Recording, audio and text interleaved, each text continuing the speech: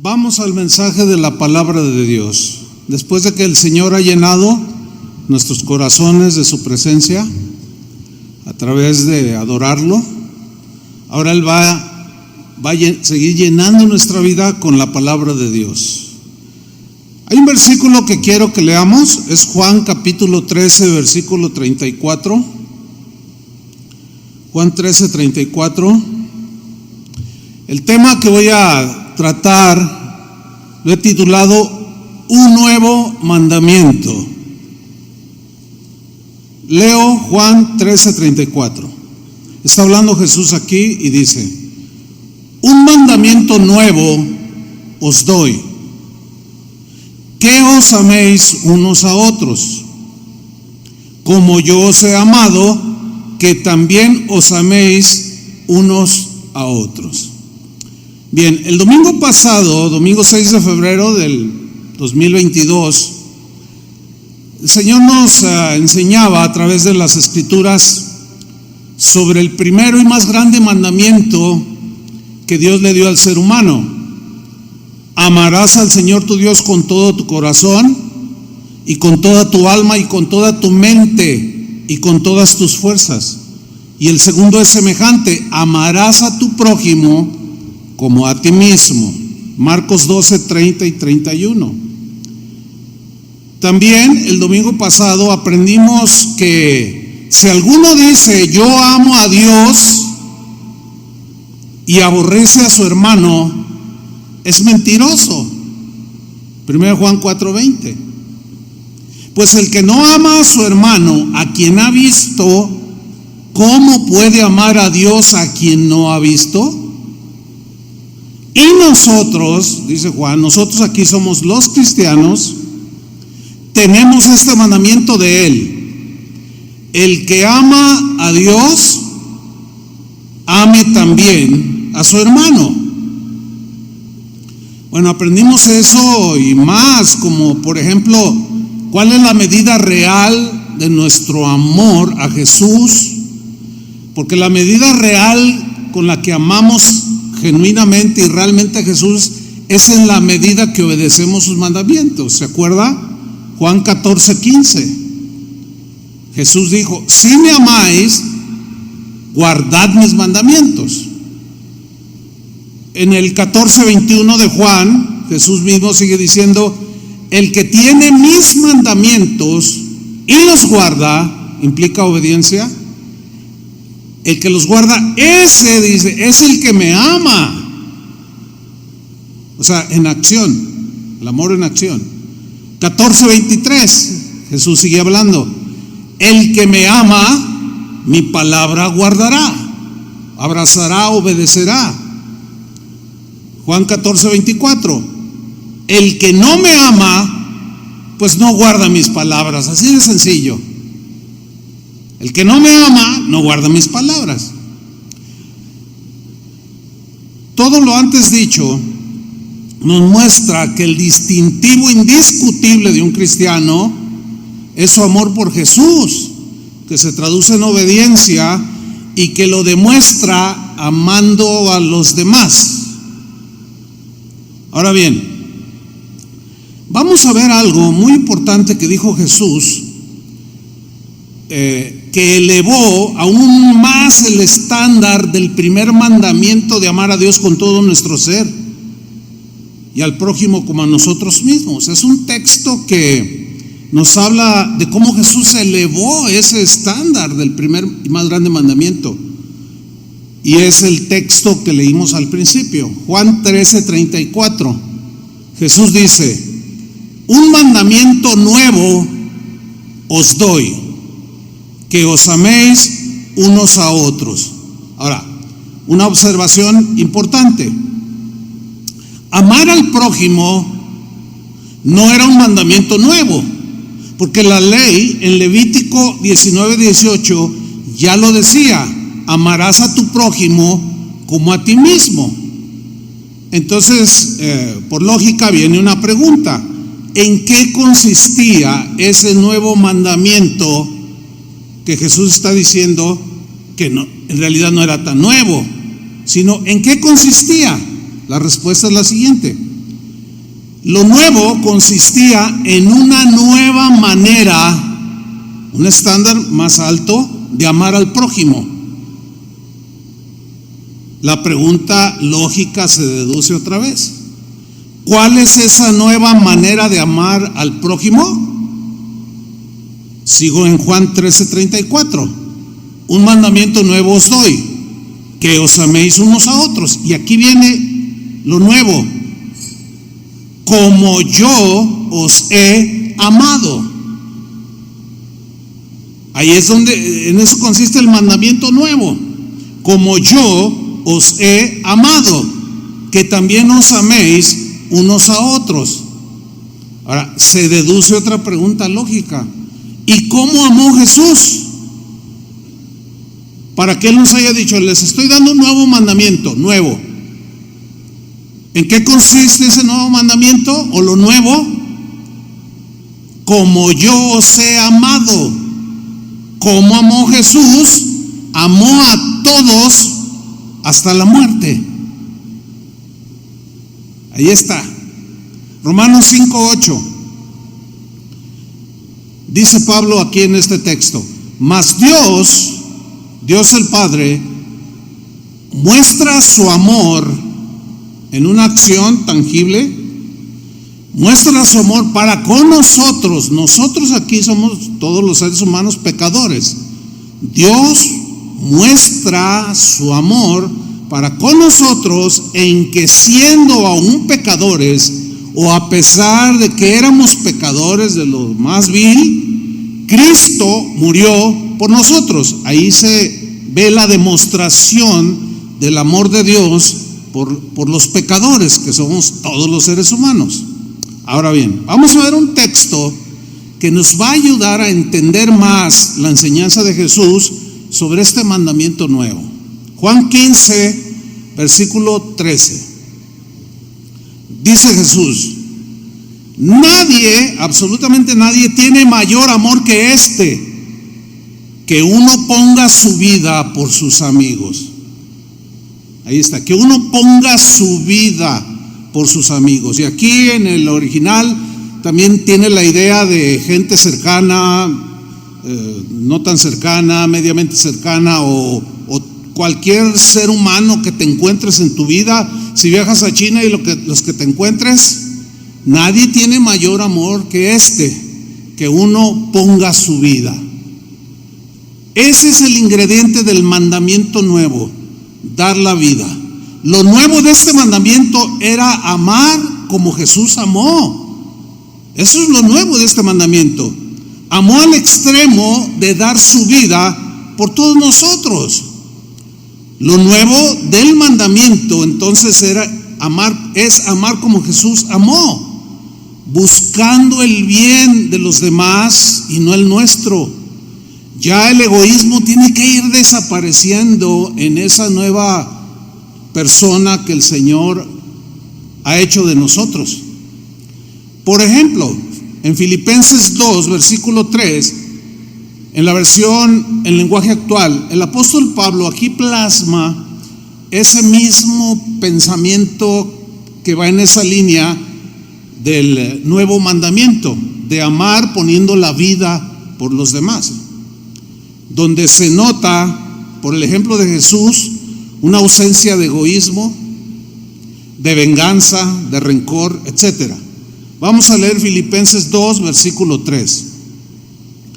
Dice aquí: no hagan nada por orgullo o por pelear.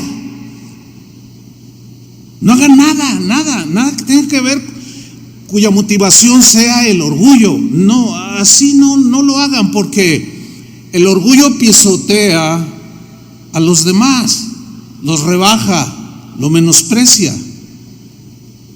El mundo en el que vivimos se rige por distintas maneras de pensar. Una de ellas es: demuéstrale quién eres, le voy a demostrar quién soy. Tú no tienes que demostrar a nadie que eres una persona vengativa, una persona rencorosa, no. Lo que vas a demostrar más bien tú a todos es que eres cristiano. Eso es lo que hay que demostrar. Entonces Pablo dice, no hagan nada por orgullo o solo por pelear, dice en esta versión. Como constantemente hemos estado citando, cómo las redes sociales están llenas de peleas entre cristianos, a ver quién gana el debate teológico, que la gran mayoría de esos pleitos tiene que ver con doctrinas no fundamentales. O sea, un cristiano con una, digamos, denominación distinta a otro, nunca van a discutir y a pelearse y a disgustarse si Cristo es Dios o no. Ambos creen en que Jesús es Dios, ¿sí? Sino que se pelean por cosas tan simples. Dice Pablo, no, así no, porque así no fue Jesús, así no amó Jesús. Entonces ustedes no hagan nada por orgullo, solo por pelear, no. Al contrario, dice, hagan todo con humildad y vean a los demás como mejores a ustedes mismos. Este pensamiento que estamos leyendo, que viene de inspiración del Espíritu Santo, no cuadra con lo que piensa la gente que no conoce a Dios. No, ellos, ¿cómo? No, yo quiero ser superior a Él, yo soy superior a Él. Y todo el mundo se prepara, lee, estudia, qué sé yo, para querer ser el mejor de la empresa, el mejor estudiante, el mejor. Pero el pensamiento de Dios es, miren, sean humildes, porque el que ve con orgullo a los demás, pues lo menosprecia, lo ningunea, lo rebaja. Pero el que es humilde, pues respeta. Entonces dice, no, ustedes vean a los demás como mejores a ustedes mismos. Versículo 4, nadie busca el bien solo para sí mismo. O sea, en esta nueva vida con Cristo, el egoísmo tiene que ir desapareciendo, porque el ser humano que no conoce a Dios, o aún gente que conoce a Dios, somos egoístas por naturaleza y buscamos nada más nuestro propio bien. Pero aquí Pablo dice que no busque el bien solo para sí mismo, sino para todos. Esa es una manera distinta de vivir. Ahora, fíjense en el versículo 5, por favor, lo que dice Pablo. Tengan la misma manera de pensar que tuvo Jesucristo. En la Reina Valera dice, haya en vosotros el mismo sentir que hubo en Cristo Jesús. ¿Cuál fue ese sentir en Cristo Jesús? Que dice el versículo 6, que aunque Cristo siempre fue igual a Dios, no insistió en esa igualdad con el Padre. No, al contrario, renunció a esa igualdad y se hizo igual a nosotros, como cualquier ser humano, haciéndose esclavo, siervo, servidor de todos. Y como hombre se humilló a sí mismo y obedeció a Dios hasta la muerte y murió clavado en una cruz. ¿Cuál era el sentir que había en Cristo Jesús? Servir por amor. Y el nivel de amor que Jesús tuvo llegó al grado de ofrecer su vida por todos nosotros. ¿Cuántos le dan un aplauso al Señor por eso? Él lo merece, claro que sí.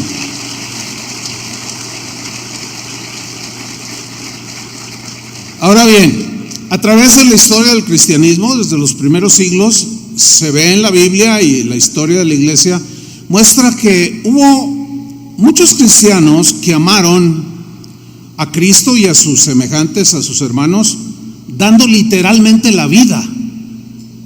O sea, muriendo por Jesús, muriendo por sus hermanos, por algún prójimo, ¿sí? Por ejemplo, miren, Pablo, el apóstol, estuvo dispuesto a dar su vida amando a los judíos, a los de su misma raza, que eran el pueblo elegido de Dios. Pero estos habían rechazado a Jesús, y todo el que rechaza a Jesús ya no tiene oportunidad de salvación. Y Pablo lo sabía, y él sufría porque amaba a los que habían rechazado a Jesús. A lo suyo vino, dijo el apóstol Juan, a lo suyo vino, o sea, su sacrificio, y los suyos, el pueblo escogido, no lo recibieron, lo rechazaron. Y Pablo, a pesar de que lo habían rechazado a Jesús, seguía amando a los de su raza. En Romanos capítulo 9, versículo 1, ahí se ve este rasgo que va en la misma línea del mandamiento nuevo, de amar como Jesús amó. Vamos a leerlo. En la versión Palabra de Dios para Todos, dice así Romanos 9, 1.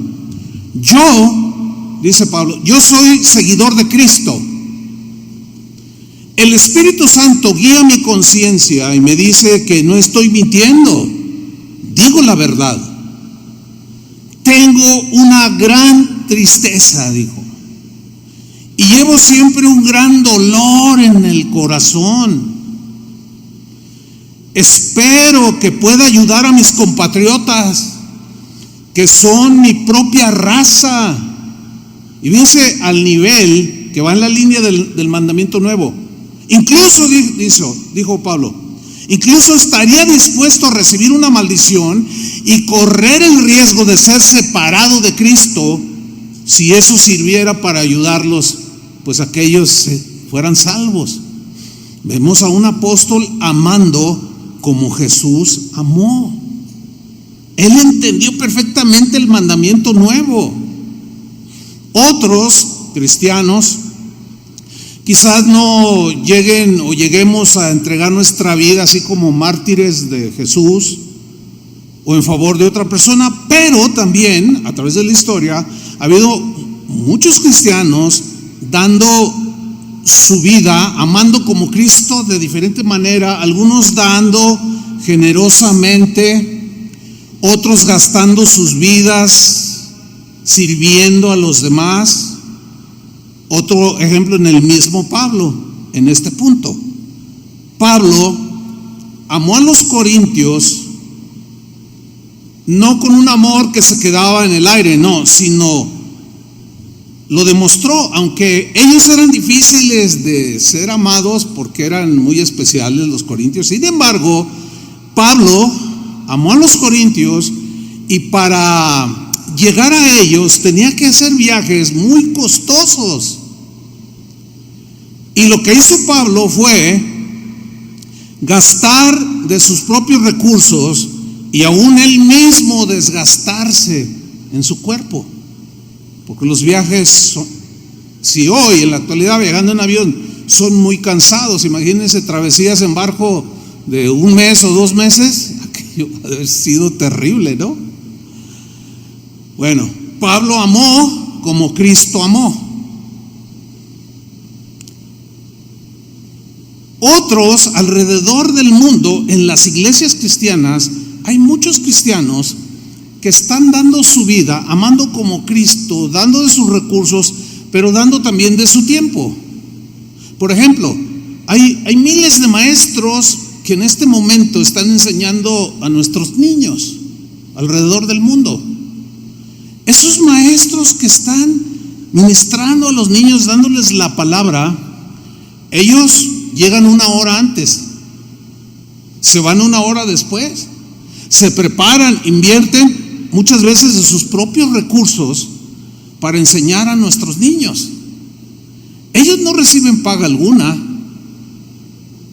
pero la Biblia dice que nuestro trabajo en el Señor no es en vano. Pero esta gente ha sido formada para que tenga entendimiento de que todo lo que hacen es para el Señor. Están desgastándose ellos mismos y aún poniendo de sus recursos. Mire, los domingos o cualquier reunión, yo llego 1 hora antes. Por ejemplo, el del servicio de las 8, a las 7 o antes de las 7, cuando yo llego, veo que ya hay ujieres aquí, edecanes. Veo gente limpiando sillas, dándole un trapazo. Veo gente sirviendo, gente que usted no se imagina que están desde muy temprano. Esa gente invirtió, se desgastó para levantarse mucho más temprano que usted, dando de su vida por ustedes. O Son cosas que no nos damos cuenta, pero que debemos de valorar. Créamelo, Dios lo sabe. Yo tengo muchísimo respeto por todos esos hermanos.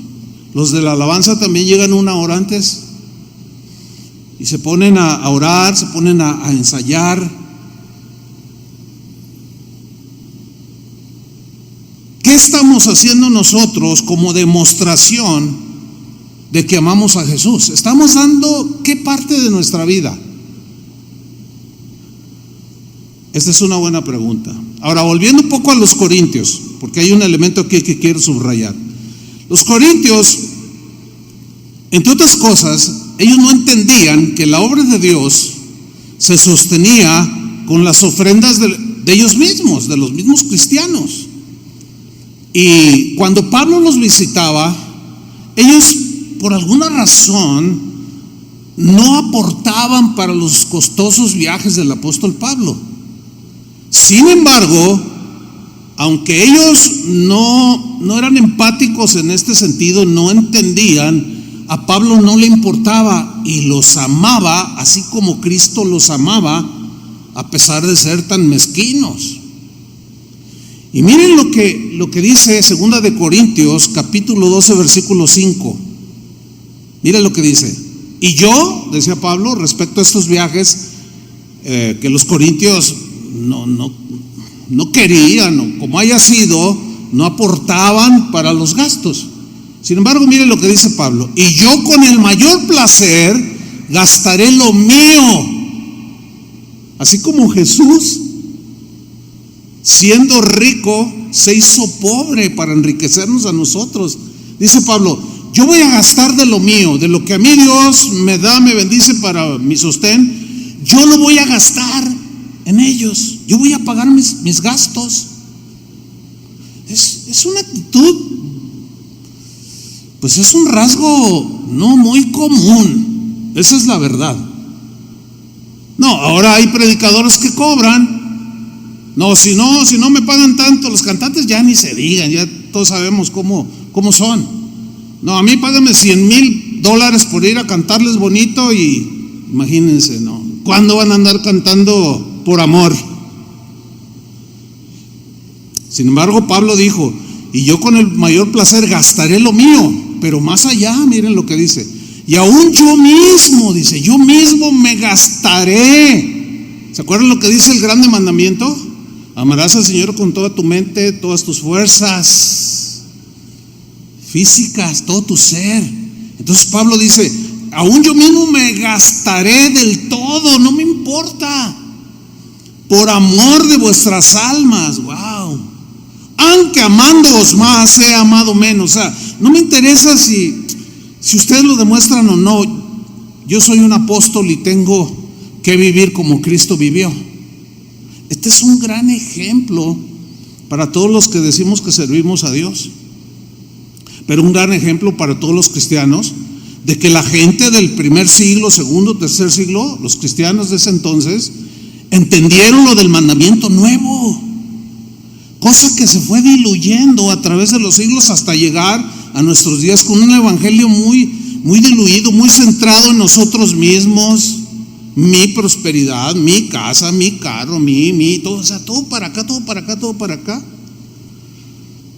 Los primeros cristianos entendieron que dar la vida por los demás era un mandamiento nuevo, no era una opción. Yo no sé cómo lo entiende usted, pero aquellos cristianos lo entendieron bien. No era una opción, era un mandamiento. Y si me amáis, ¿qué?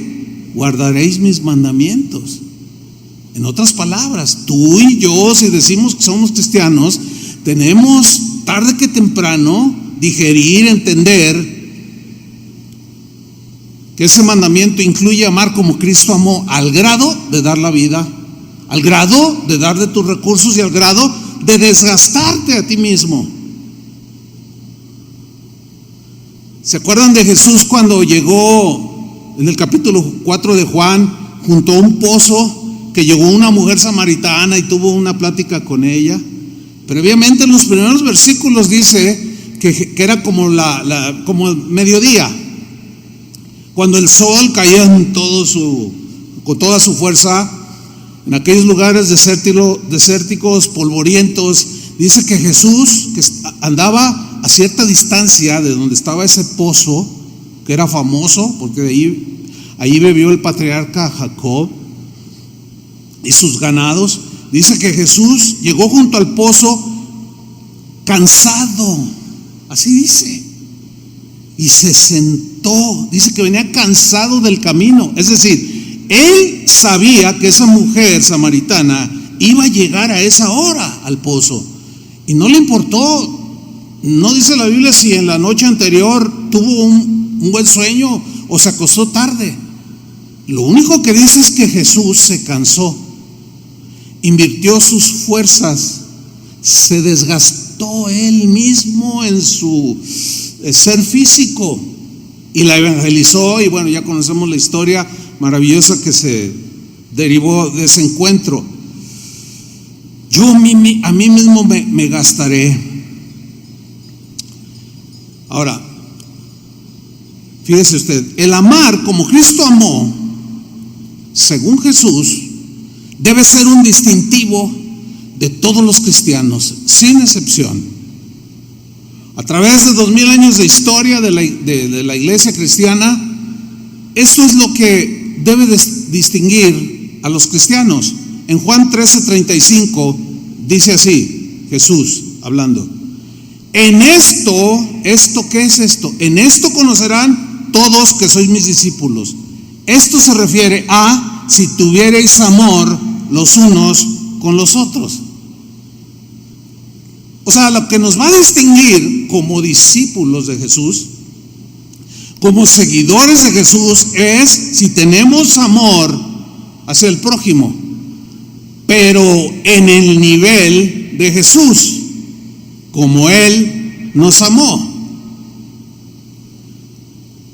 Otra vez la historia. Hay narraciones en escritos donde mencionan que en aquellos primeros años del cristianismo, la gente que no era cristiana identificaba muy fácil a los cristianos de ese entonces. Por ejemplo, alguien decía: mira, esos son cristianos. Y otro le preguntaba: ¿y tú cómo sabes? Dice: pues ve cómo se tratan, ve cómo se aman. Yo tengo un vecino que es cristiano. Hay muchas narraciones, muchas crónicas de historiadores y en fin, que dicen cómo la gente de aquel tiempo distinguía fácilmente a los primeros cristianos. Tanto así que el libro de los Hechos dice que ellos perseveraban en la doctrina de Cristo, de los apóstoles, y nadie deseaba hacer suyo lo que tenía, sino que lo compartían con los demás. O sea, había una vida que impactaba a la gente no cristiana de ese tiempo. Se dice que Jerusalén en los tiempos de Jesús y posteriores tenía más o menos una población como de 120,000 habitantes. Eso dicen algunos historiadores. Y también ellos dicen, cristianos y no cristianos, aseguran que los cristianos llegaron a ser la mitad de esos 120,000. Pero ¿saben qué era lo que le impactaba a aquella gente? El trato que tenía un cristiano hacia su semejante. Eso era lo que los distinguía. En esto conocerán todos que sois mis discípulos, si tuvierais amor los unos por los otros. Entonces, dar la vida por los demás es la demostración de un amor que está por encima de lo normal, que va más allá de lo humano. Amar de esa manera es tan sublime, hermanos, que solo Cristo dentro de una persona puede dar esa capacidad de amar. En una ocasión Jesús desengañó a algunos que creían amar a su prójimo, o sea, judíos de su propio pueblo, pero Él los desengañó y les demostró que en realidad no amaban a su semejante. Fíjense lo que Jesús dijo en Lucas 6:32. Dijo lo siguiente: porque si amáis a los que os aman, Dice, pues ¿qué mérito tenéis? O sea, ¿cuál es el chiste? Diría yo. Pues amas a los que te aman, pues sí, pero ¿y a los que no te aman qué?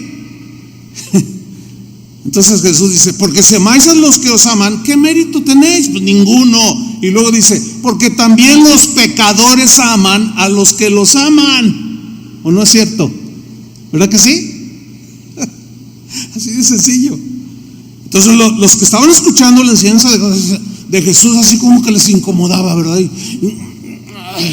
Se sentían incómodos, porque estaba evidenciando el corazón de ellos que se creían muy amadores del prójimo, porque iban a la sinagoga y oían a los maestros de la ley.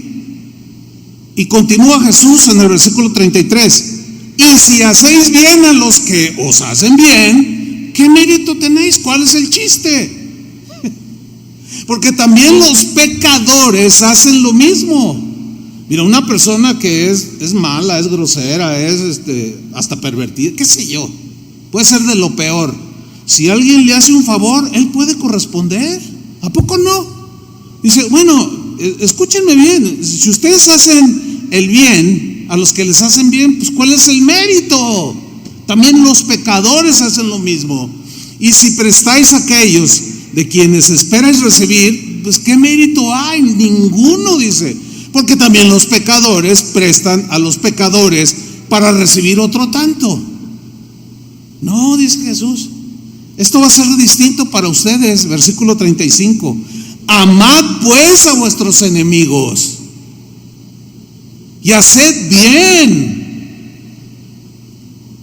Pero el hacer bien no solo al que te hace bien, sino el que te hace el mal. Amar no solo a los que te aman, sino amar como amó Cristo, amando aún hasta sus enemigos. A veces no hay nadie que diga, como decíamos el domingo pasado, que dicen, ay, qué difícil es ser cristiano, ay, qué difícil es obedecer. Bueno, nos es difícil, voy a repetirlo, porque nos falta amar a Dios con todo nuestro corazón. Porque Juan dijo, y sus mandamientos no son difíciles, dijo. Jesús mismo mencionó algo y dijo, aprendan de mí que soy manso y humilde. Llevad mi yugo, su yugo era su enseñanza sobre vosotros, porque mi yugo es fácil, dice.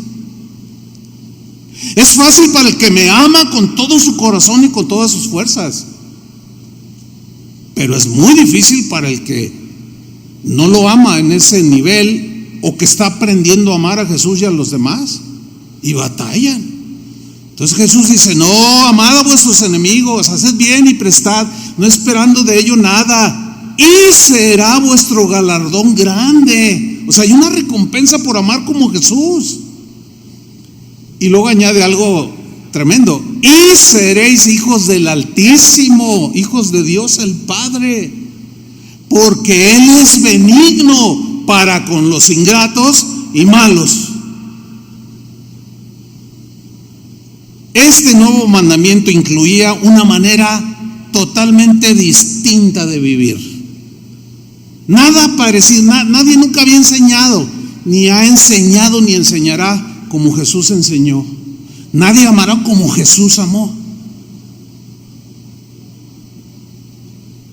Incluye esta manera nueva de vivir. ¿Se acuerdan la parábola del samaritano que vimos hace 8 días? Donde aparece un hombre que iba en un viaje, luego aparece un grupo, los ladrones, luego aparecieron otro par que eran un sacerdote y un levita, y luego aparece un samaritano. Bueno, ahí va de camino este viajero, y de pronto aparecen lo que Jesús dijo que eran unos ladrones, cuya filosofía de vida se traducía en sus acciones. Su filosofía era, lo tuyo es mío. Qué manera tan más desafortunada de vivir, ¿no lo creen? Despojando, quitando, fraudeando, robando, asaltando a los demás. Qué manera tan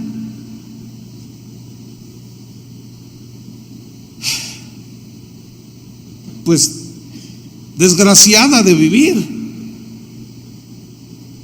Mucha gente vive así, con ese sistema de vida, con ese tipo de filosofía, lo tuyo es mío. Roban, estafan, hacen muchas cosas para quitarle al prójimo. Pero luego aparecen el sacerdote y el levita que dice que lo vieron, que estaba ahí medio muerto, todo sangrante, y pasaron de largo. Estos tenían en su mente una filosofía o una manera de pensar que eran fieles, así como los ladrones eran fieles a su manera de pensar, también estos religiosos eran fieles a su religiosismo, fieles a su filosofía, que era: lo mío es mío, ahí está el necesitado, pero no, pues ¿cómo le voy a dar? No, pues ¿cómo voy a perder mi tiempo? No, pues no. ¿Cómo yo voy a llevarlo a que lo curen al hospital o todavía? Y lo que falte, cuando regrese te lo pago, como dijo el samaritano. No, lo mío es mío. Y mucha gente, incluyendo cristianos de hoy, viven con esa clase de vida, con esa filosofía. Lo mío es mío, me ha costado tanto ganarlo. ¿Cómo nomás así lo voy a repartir? Hace muchos años, en la iglesia donde crecimos, iba a haber un evento misionero y venía, eran misiones rurales. El 90% de los pastores eran pastores de comunidades indígenas y alejados de las grandes ciudades. O sea, gente muy sencilla, pues, ¿no? Muchos indígenas, gente pobre, muy sencilla. Y yo recuerdo cuando el pastor hizo un llamado a los miembros de la congregación para ofrecer su casa para hospedar a algunos de estos pastores humildes. Como una semana antes del evento, una familia de la iglesia nos invitó a comer a mi esposa y a mí. Y cuando llegamos a su casa, que ya nos pasó y todo, dijo: ay, ¿le gusta mi casa, hermano? Y le digo: está muy bonita tu casa. No, es la bendición de Dios, dice. Pero era una casa enorme. Yo le dije: ¿cuántas habitaciones tiene? Tiene 6, hermano. Y todas con baño. O sea, era una casotota. Y le dije: ay, hermano, ¿y ya te anotaste para recibir a algunos pastores ahora para la conferencia? ¿Y saben qué me contestó el hermano? Que Dios lo tenga en su santa gloria, como decimos, ¿verdad? ¿Saben qué contestó? Dice: no, yo no me voy a anotar. No, dice, todo lo que me costó toda mi vida para tener esto, para que venga esa gente y ay, me la ensucie. Yo no podía creer lo que estaba oyendo. Y se creía súper cristiano ese hermano. Yo le dije: ¿sabes una cosa, hermano? Algo anda mal en tu corazón. No, ahora sí que como esto, lo mío es mío. Qué manera tan miserable de vivir. No vivan así, cristianos. Es una manera miserable de vivir. Lo mío es mío y ya, y háganle como quieran. No, eso no es para un cristiano fiel. Pero luego dice que pasó un samaritano y lo vio y tuvo misericordia y se acercó y le vendó las heridas y lo cargó, usó sus fuerzas, lo llevó al mesón, lo alimentaron, lo curaron y lo que gastes, le dijo ahí al mesonero, cuando yo regrese de mi viaje, yo te lo pago. Ese vivía como Cristo vivió. Ese tenía una manera de pensar como la de Cristo. Lo mío es tuyo. Qué diferente manera de vivir. Cada uno de nosotros escoge una de esas 3 maneras de vivir. Lo tuyo es mío, lo mío es mío o lo tuyo es mío.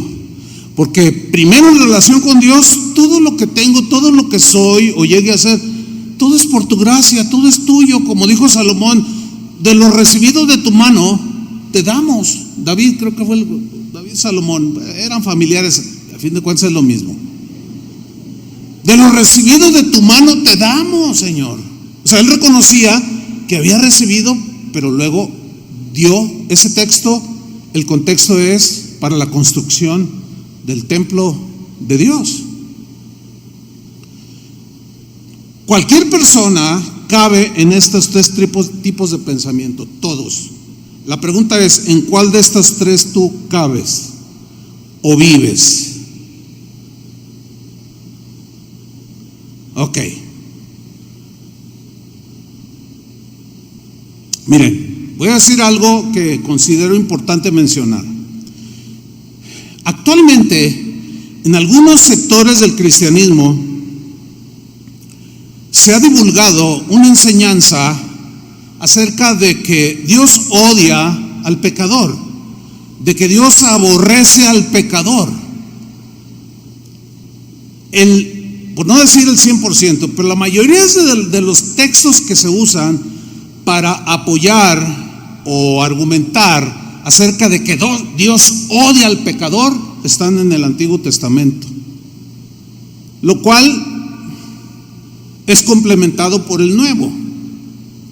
Y uno de los textos más mencionados por aquellos que aseguran que Dios odia al pecador, que lo aborrece, que lo odia con odio jarocho, es el Salmo 5, versículo 5. Casi siempre citan ese texto.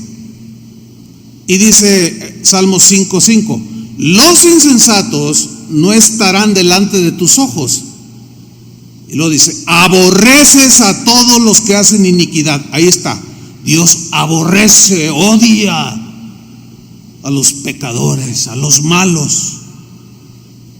Bueno, si nos quedamos ahí en ese texto y no vemos los contextos, tanto del Salmo, de las citas que podamos mencionar, y aún el contexto de la enseñanza general, de lo que enseña toda la Biblia al respecto, pues nos vamos a quedar con que efectivamente Dios aborrece y odia a los pecadores. Los maestros de Israel, los escribas, los intérpretes de la ley, toda esta gente que había sido encomendada por Dios para enseñar a Israel, leían el Salmo 139, versículo 21, y al leerlo asumieron y enseñaron que si Dios odiaba algo, ellos debían odiarlo. Tiene lógica, ¿no? Yo odio a los que odian a Dios. El Salmo 139, miren lo que dice: no odio, oh Jehová, a los que te aborrecen, y me enardezco contra tus enemigos. O sea, tus enemigos son mis enemigos, Señor. Y yo odio a los que te aborrecen, odio a los ateos, odio a los que se burlan de ti, los que te menosprecian. Versículo 22, los aborrezco por completo. Y con todas mis fuerzas, con todo mi corazón, con todo. Y hasta me desgasto. Dice, los tengo por enemigos, tus enemigos son mis enemigos. Entonces, tiene lógica decir, lo que Dios odia, yo también lo voy a odiar. Ahora, los maestros de Israel llegaron a una conclusión equivocada acerca de este punto y distorsionaron el carácter de Dios. Porque en el Nuevo Testamento Jesús dijo en Mateo 5:43, fíjense lo que dijo, pongan mucha atención. Dijo, oísteis que fue dicho, ese oísteis que fue dicho era en la sinagoga, lo que enseñaban los maestros de la ley. Jesús dice, oísteis o fuisteis enseñados y escucharon esto, amarás a tu prójimo, que era el Levítico. Dice, y aborrecerás a tu enemigo. ¿Saben que esa última frase, y aborrecerás a tu enemigo, no está en la Biblia? No estaba en la ley. Ellos añadieron esa última frase como una lógica de pensamiento que decía, no odio, Jehová, a los que te aborrecen, no me enardezco contra tus enemigos, los aborrezco por completo, los tengo por enemigos. Entonces los maestros leían esto y decían, no, pues yo odio a los que odian a Dios. Entonces los maestros, como algunos cristianos de hoy, miren, hace años, aquí un paréntesis, por la razón que haya sido, falta de estudio, de aplicación, yo conciliaba en buena medida con este pensamiento de que Dios odia a los pecadores. Pero al paso del tiempo, en ese constante escudriñar las Escrituras, me di cuenta que mi concepto estaba equivocado. Y me puse a estudiarlo. Tengo hasta una enseñanza completa que nunca la he enseñado como tal. Aquí la menciono porque creo que es pertinente. Entonces cierro el paréntesis. O sea, en otras palabras, reconocer que estábamos equivocados es bueno, ¿sí o no? Hay un dicho que dice que es de sabio reconocer. Pero viene a mi mente el caso de Apolos, que era un gran predicador, que se le acercó un matrimonio, Priscila y Aquila, y lo oían hablar la palabra de Dios, pero se le acercaron y le dijeron, oye, ¿recibiste el bautismo? Pues sí, el de Juan. No, pero el bautismo en el nombre de... Le dan toda una explicación y lo corrigen a Apolos. Era un hombre de Dios, sin embargo, pues como a todos, no todos sabemos todo. Eso hay que entenderlo. Entonces cierro ahí el paréntesis, porque miren lo que dijo Jesús. Ustedes escucharon los mensajes de los maestros de la ley que les enseñaban. Amarás a tu prójimo, pero puedes aborrecer a tu enemigo. Eso había sido añadido. Lo mismo que el día de hoy. El concepto de que Dios odia al pecador, o sea, si nos quedamos ahí, pues sí, pero hay algo extraño ahí, hay algo, bueno, no extraño, sino incompleto en esta enseñanza de que Dios aborrece y odia al pecador, porque parece como que ahora resulta que Dios mismo no hace lo que predica y enseña. Ahora resulta que Dios odia a sus enemigos, los pecadores.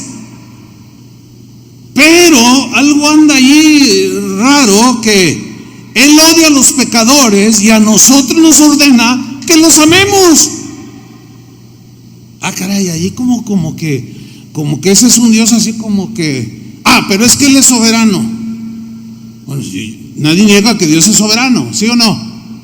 Pero el hecho de que Él sea soberano no significa que Él va a hacer a un lado sus otros atributos. Él es soberano y hace las cosas como quiere, pero nunca se va a contradecir, ¿sí o no? Jamás va a ir en contra de ninguno de sus atributos. Ninguno de sus atributos está por sobre los demás, que son infinidad de atributos que Él tiene. Y ninguno está sobre otro, ni lo menosprecia ni lo hace a un lado. Es una unidad tan perfecta en Dios, todos sus atributos. Por ejemplo, Dios, dice la Biblia que Dios es amor, pero también eso es un Dios justo, ¿no? Si nos quedamos solo con que Dios es amor, vamos no pasa nada, Dios va a perdonar a todos. No, la Biblia dice que Dios no tendrá por inocente al culpable y serán castigados. ¿Por qué? Porque es un Dios justo. Pero eso no significa que los odie. O sea, los ama. No quieren que ninguno se pierda, porque los ama y Él es paciente. Ya veremos un poco más adelante. Entonces está un poco ilógico eso que los maestros dedujeron. O sea, me refiero a algunos que enseñan esto el día de hoy. O sea, Dios aborrece y odia a sus enemigos, y a nosotros nos dice que los amemos como Cristo amó. ¿No sienten como que hay algo así como que no checa? ¿Sí o no? Pues claro. Ahora, Pablo, que no tenía esta confusión, ni el apóstol Juan, ni el apóstol Pedro, Pablo dijo en Efesios 5:1: Sed imitadores de Dios como hijos amados. ¿Sed imitadores de quién? De Dios. Sed imitadores de Jesús. Ahora, ¿Jesús odió a los pecadores? ¿Dónde está eso en el Nuevo Testamento para yo entonces imitarlo y odiar a los que lo odian? No está. Es más, Juan, el apóstol del amor, en 1 Juan 4:8, dijo lo siguiente: el que no ama no ha conocido a Dios, porque Dios es amor. ¿Qué es Dios? Amor. Entonces, si Dios odia a los pecadores, entonces yo también puedo odiarlos. Curiosamente, yo he observado con mucho detenimiento y por años que los que creen eso, que Dios odia al pecador, son cristianos.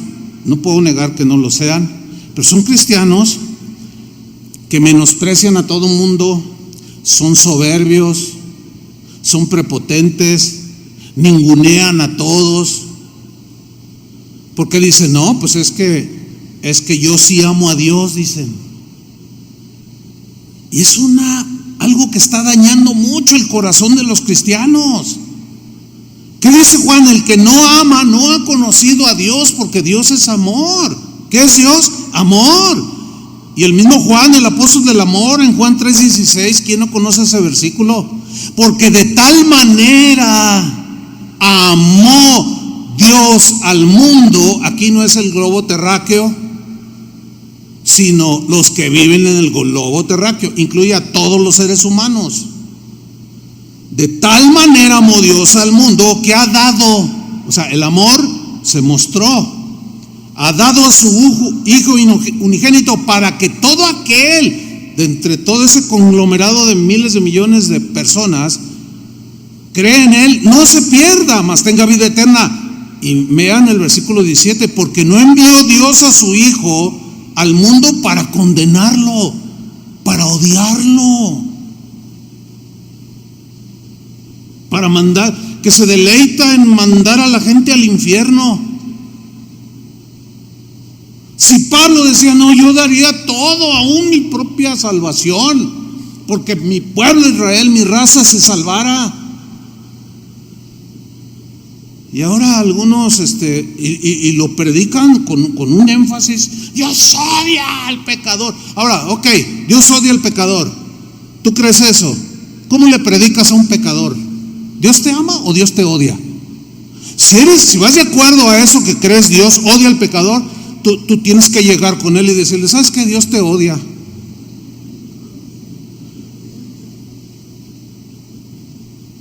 ¿Te puedes imaginar los que llegaron contigo bueno, ¿cómo te compartieron? ¿Qué te dijeron acerca de Dios en relación contigo, a pesar de que eres un pecador? ¿Que te amaba, sí o no? Entonces, si alguien dice que Dios odia al pecador, debe ser congruente con su predicación, lo que cree. ¿Sabes qué? Dios te odia, te aborrece, pecador inmundo. Pues imagínate qué evangelio es ese. Nada que ver.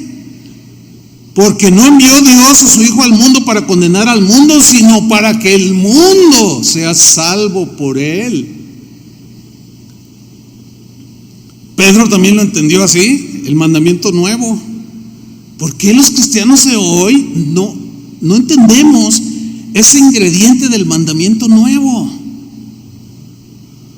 Y aún se atreven a decir que Dios odia y luego por otro lado nos ordena a nosotros que los amemos. Eso está muy confuso. Pero Pedro dijo en 2 de Pedro 3, versículo 7 lo siguiente: y ahora, dice, por esa misma palabra, el cielo y la tierra están guardados para el fuego. O sea, ya la consumación de los siglos, el juicio final, todo será destruido, vienen cielos nuevos, nueva tierra, etc. Y luego añade: reservados para el día del juicio. Y subrayo la frase última: y la destrucción ¿de quién? De los impíos. es que Dios los odia y los va a destruir, se lo merecen. Si nos quedamos ahí, eso aparenta ser. Dios va a destruir a los impíos porque los aborrece. Pero si seguimos leyendo, se nos aclara. Dice el versículo 8: pero no olvidéis, pero no se olviden, momento, si Dios va a destruir a los impíos, sí, porque en realidad Él odia lo que hacen, odia que roben, odia que maten, odia, las acciones son las que odia. Y las acciones las hacen las personas, y Dios manda al infierno no los pecados, sino la persona que comete los pecados. Dios odia las acciones, pero ama al ser humano, o en otras palabras, ama a los pecadores. Pablo decía: yo era el primero de todos y me amó. Pero no olvidéis, queridos hermanos, que para el Señor un día es como 1000 años y 1000 años como un día.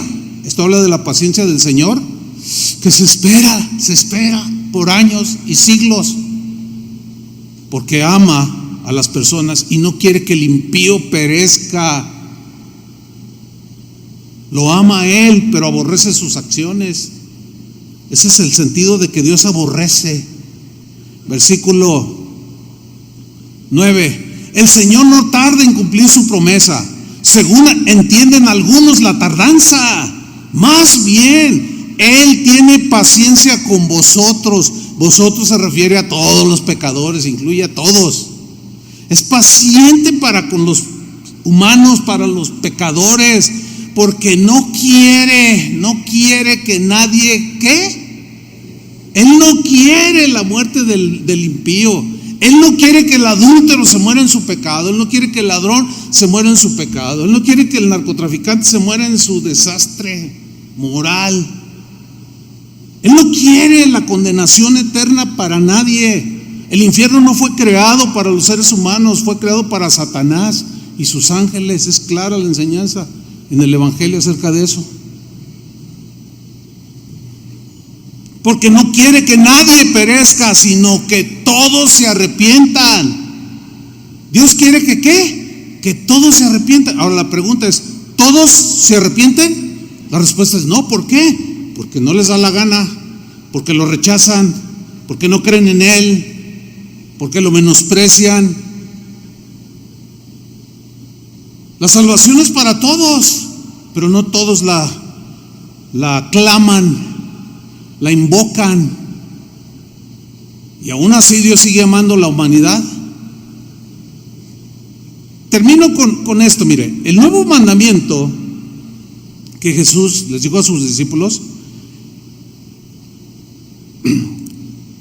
incluía algo totalmente distinto, algo podemos decir hasta pues alborotador para la gente de aquel tiempo y también para gente de hoy. Algo revolucionario, porque incluía que sus discípulos amaran a sus enemigos. No hay otra enseñanza ni religión que enseñe eso, así como Jesús lo enseñó. Y no solo que lo enseñe, que lo viva. Ahora voy a leer Mateo capítulo 5, versículo 43, en la versión del lenguaje actual. Mateo 5, 43. Vamos a leer un poco más del contexto y vamos a entender un poquito más. Miren cómo traduce Mateo 5, 43. Esta, o sea, de amar al prójimo, es otra orden que dio Moisés hace muchísimo tiempo. Amen a su prójimo y odien a su enemigo. Pero aquí también, aunque Jesús dice que esta orden dio Moisés, en realidad eso no estaba en la ley. Ya de antaños, siglos atrás, la habían añadido. Esa frase. Y en el versículo 44 dice: ustedes oyeron ese mensaje, que puedes aborrecer a tus enemigos, pero ahora a partir de este tiempo, que es el tiempo de la gracia, a partir de mi aparición en este mundo, pero ahora yo, dice Jesús, yo les digo. Ahora el Dios encarnado vino y habitó entre nosotros, y dice Juan, vimos su gloria y vimos su grandeza y escuchamos del mismo Dios creador de su boca la enseñanza para nosotros hoy. Pero ahora dice, yo les digo, amen a sus enemigos y oren por quienes los maltratan. Entonces, cabe en la lógica bíblica que Dios odie al pecador, lo aborrezca con todo su corazón y luego nos mande a nosotros que los amemos. No, porque Dios no puede contradecirse, Él es amor. Repito, Él no ama las acciones pecaminosas de los humanos, ama a los humanos, a las personas, pero reprueba todo aquello que va en contra de su palabra, que va en contra de lo que Él diseñó para nosotros. Sigo leyendo, versículo 45. Bueno, déjenme retomar el 44. Pero ahora yo les digo, amen a sus enemigos y oren por quienes los maltratan. Así, o sea, así significa amar a los enemigos y orar por los que nos maltratan. Así demostrarán que actúan como su Padre Dios. Entonces, Dios ama al pecador o lo aborrece o lo ama. Porque aquí dice que así demostrarán que actúan como Dios su Padre. ¿Cómo actúa Dios con los pecadores? ¿Los odia? No, los ama. Así van a demostrar que actúan como su Padre Dios que está en el cielo. Él es quien hace que salga el sol sobre los buenos y sobre los malos, demostrando su benevolencia, su generosidad, su amor. Él es quien manda la lluvia para el bien de los que lo obedecen y de los que no lo obedecen. O sea, hay muchas cosas en las que Dios demuestra ser parejo. Si no, imagínense nada más a los cristianos les llueve en la milpita, como decimos, ¿no? Versículo 46. Si ustedes aman solo a quienes los aman, Dios no los va a bendecir por eso. Ahora, si Dios odiara al pecador y Dios no me bendice porque yo solo amo a los que me aman, pero aborrezco a los pecadores como Dios los aborrece, y luego aquí dice que Dios no me va a bendecir, entonces no cuadra, hermanos, por el amor de Dios. ¿Verdad que no? Si ustedes aman solo a quienes los aman, Dios no los va a bendecir por eso. Recuerden que hasta los que cobran impuestos para Roma también aman a sus amigos. Si saludan solo a sus amigos, no hacen nada extraordinario. Hasta los que no creen en Dios hacen eso. Hasta los ateos saludan a sus amigos y aman a los que los aman, ¿sí o no? Ustedes, dice, para ustedes es un mandamiento nuevo. Ustedes deben de ser perfectos como Dios. No está, se entiende, o sea, que no es en la impecabilidad de Dios, que nos, ¿cuándo, verdad? No, pero que entendamos y que crezcamos en esta manera de amar, en ese mandamiento nuevo, que entremos a ese nivel de vida totalmente distinto, despojados de orgullo y de egoísmo y todas esas cosas que nos causan desgracia. Ustedes sean perfectos como Dios, porque Dios es perfecto en su amor, es perfecto en su justicia, es perfecto en su santidad, y nosotros tenemos a Dios como nuestro Padre y queremos parecernos a Él, queremos parecernos a Jesús. Su Padre que está en el cielo, así sean como Él, y Él es perfecto, dice. 1 Juan 2:6, último texto. Juan, el apóstol del amor, dijo algo que despejará toda duda respecto a nosotros en relación con los demás, porque dice algo extraordinario. Dice en 1 de Juan 2:6: el que dice que permanece en él, el que dice que está en Cristo, ¿qué debe hacer? Debe andar como él anduvo. Este va a ser el tema para el próximo domingo de este texto. El que dice que está en Cristo, que es nueva criatura, que ha sido lavado, limpiado de sus pecados, ha sido justificado, santificado, ha nacido de nuevo, está en Cristo, debe andar como él anduvo. ¿Y cómo anduvo Cristo? Pues ese será el tema de dentro de 8 días. Pero ¿cómo anduvo Cristo? Haciendo bien, perdonando a los pecadores, sanando a los enfermos, orando por los transgresores. En la cruz oró y dijo: Padre, perdónalos a los que lo estaban matando, perdónalos, no saben lo que hacen. Una y otra vez anduvo con humildad, se humilló, le lavó los pies a los discípulos, les sirvió, se despojó. Ese es el nuevo mandamiento. Ese es el estándar al que debemos ver. Jesús amó hasta la muerte, dio su vida y luego nos dice: si me amáis, guardad mis mandamientos. El que me ama, el que me obedece, el que ama, ese es el que obedece mis mandamientos, ese es el que me ama. Y este mandamiento nuevo nos da un estándar todavía más alto. Por consiguiente, los únicos que podemos amar en ese estándar somos los cristianos. ¿Por qué? Porque se nos ha dado una nueva naturaleza, capaz de amar como Cristo amó, que es la meta de todo cristiano, ser como Cristo. ¿Cuántos quieren ser como Cristo? Yo quiero ser como Cristo.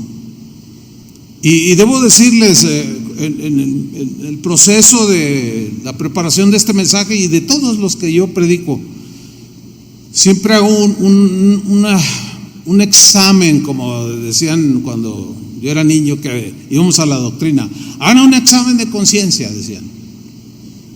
Y yo me examino, y yo debo reconocer que cuando Dios me estaba hablando de este tema, yo podía ver pues que Dios me estaba evidenciando, y yo reconocí y reconozco pues que no he llegado a la meta, pero yo quiero llegar. Ustedes también quieren llegar. Yo los animo a que juntos amemos a Jesús con todo nuestro ser, con todas nuestras fuerzas, pero a nuestro prójimo como a nosotros mismos. Pero luego entra el nuevo mandamiento: ¿hasta dónde debo amar a mi prójimo? Aún no hay mayor amor que este, que alguien dé su vida por los demás. Ese es el gran mandamiento con el ingrediente nuevo. Y yo reconozco que me falta, pero yo no me doy por vencido. Voy a seguir